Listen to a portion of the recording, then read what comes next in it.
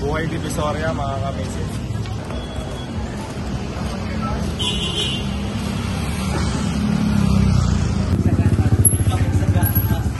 SP! Bago naman. Ang sabi ng Manila. So, sino mananalo? SP o Isko? Taga dito kayo kaya? Ako. Oh. Manila. Survey tayo. Sino ang mayor nyo? Anong opinion nyo na? Para alam ko. Sino mayor nyo? Wala ka pupusuan? Isko ako, Isko. Isko, ikaw? Bago. Bago ka? SB. SB ka? Oh, SB. Ikaw? Wala pa. Undecided, Isko, SB. Alright? So, 1-1. Ito, mga kamising, honest survey. Biglaan lang to. Dahil nag-shopping na ako dito sa Binondo, magtatanong-tanong na tayo kung sino ang napupusuan nila. So far, 1-1. Okay. 1-1, ha? So, lahat ng pagkapupunta kayo dito, huwag kayo pupunta ng alas 12. Kasi, Nagla-lunch meron break. silang lunch break. Nagtanong ako kanina, ma'am, magtatanong po ako. Bawal magtanong kahit lunch break. Ganun kahigpit dito. So, medyo matara yung nakatanong mo kanina. Mga Chinese. Ayoko na i-video kasi syempre. Ganun sila mga Chinese, talagang dapat 1 hour nagre-rest sila. Para productive sila. Sabi ko, magtatanong Kaya lang po. mayayaman. Sabi ko, magtatanong lang po ako. Ang sagot sa akin, bawal magtanong kahit lunch break. Sabi ko, okay. Hindi ko po sinasadya. Pero Okay. babalikan ko na lang sila mamaya. Taga dito ka? Okay. Ilang taon ka na? 26. Botante ka? Sa probinsya. Ay, hindi dito. Pero sino ang mayor nila dito? Ano yata eh? Hindi ko alam lang. Wala kang idea? Okay. Dahil wala kang idea, thank you po. O, ayan si Kuya. Ikaw, taga dito ka? Dito, QC po. QC ka? Diba ang mayor mo? Sino ang mayor nila dito? Sino ang pupusuan nila? Ah, Lacuna. May Lacuna pa pala? Ah, may ako niya. Yan, siya yung mayor ngayon eh. Ayan o, kain tayo dyan o. Para may upuan. Ito mo, dyan. Chinese food. Sugar cane. Ayan, oo, trend. Ayan din, masarap din yan. Nakikita ko yan sa mga vlogger. Ayan, drinks natin. Tapos yung siopaw. Tapos, etong katabi yung Salazar. Alvin. mayroon ba na? Tagpuan to. Tanongin mo muna kung sino mayor nila. Nakita ko Salazar. na. Ongpin. Ay, ang ingbitin pa, oh. Doon tayo kung saan mahaba yung pila. So dito mahaba yung pila. Yun daw, yung original Shanghai fried siopaw daw. Try natin lahat. Ate, madalas kayo dito. Ayun lang po. Ay, ina-try mo rin lang. Parehas tayo. First time. Masarap ba? Ah, masarap daw. Naka-try mo na to? Kanina. So bumalik ulit kayo? Oo, masarap nga dito ah. Masarap sa ingin yung obya nyo? Eh yung ano? 140 isang pack. Ito yun. 4 na piraso. So kumuha tayo sa I'll be the judge of that. Ano? So bumili kami ng sugar cane juice. Mahaba kasi yung pila. Pumila rin kami. So ito mga boys natin. Ano, masarap ba yung sugar cane?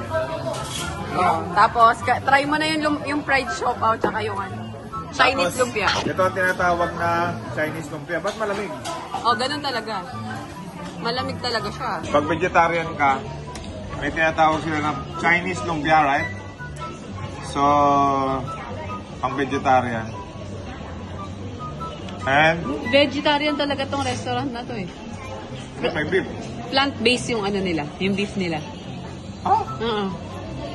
Ayun o, nakalagay. Galing, di ba? Yung siopaw. In fairness, Sarap.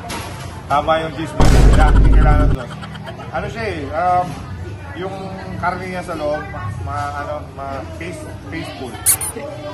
Survey ako sir eh. Huwag na lang. Bawal pala. Tatlo lang ang choices. Siyempre sa bago. Alam niyo na, magbago sila. Hindi pa, undecided pa. Si Mayor Isko, saka si Mayor Lacuna, right? Ako niya. So, sila sir, hindi pa deciding. Pinag-aaralan pa Decided. nila. Yan ang dapat na butante. Huwag kayo agad mag-decide. Pag-aaralan nyo muna kung sino ang gusto nyo. Tama sir, pag malapit na, saka mag-decide. Kasi napakinggan mo na sila lahat, yung mga platforma nila, mga projects nila. Kaya very good, ito, nag-iisip na butante. Yan dapat, yan ang kailangan.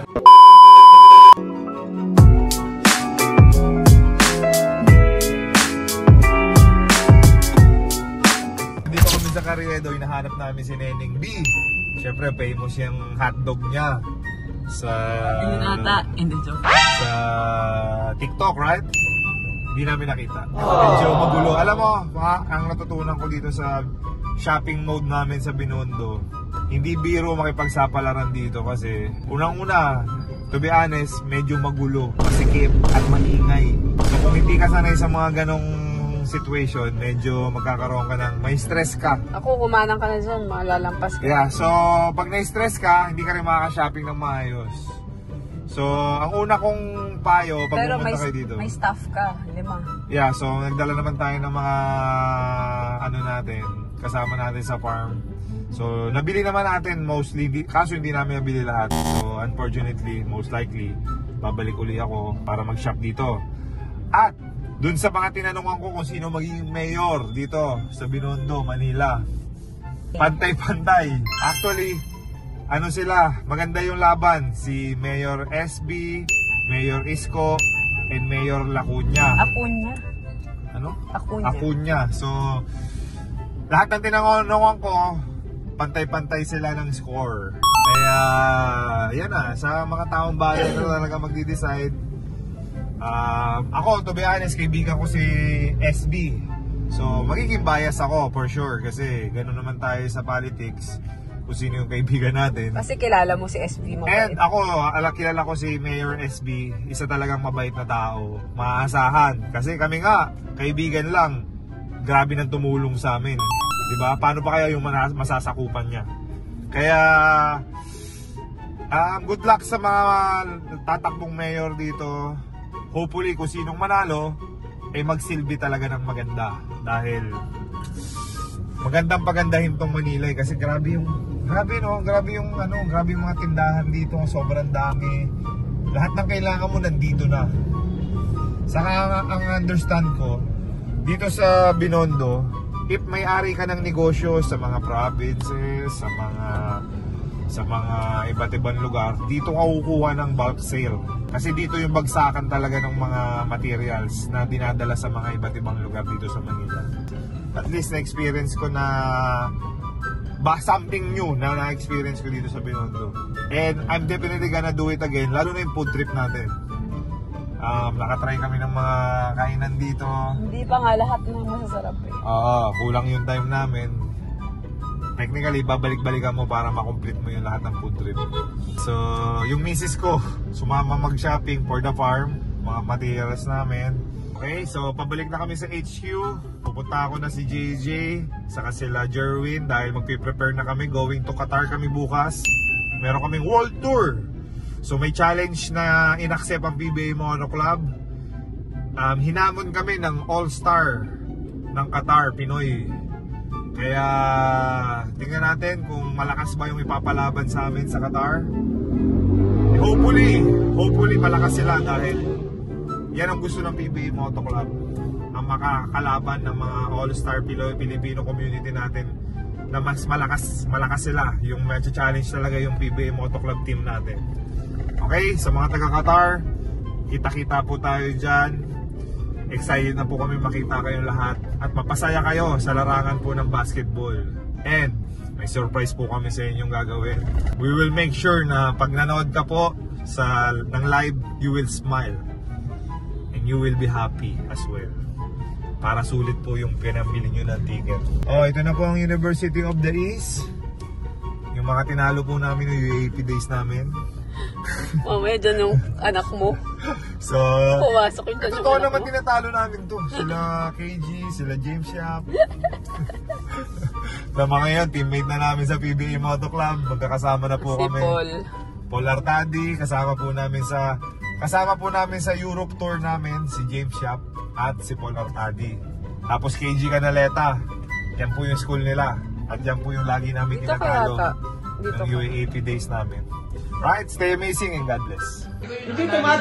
Ba't ang baba ng sunset dito?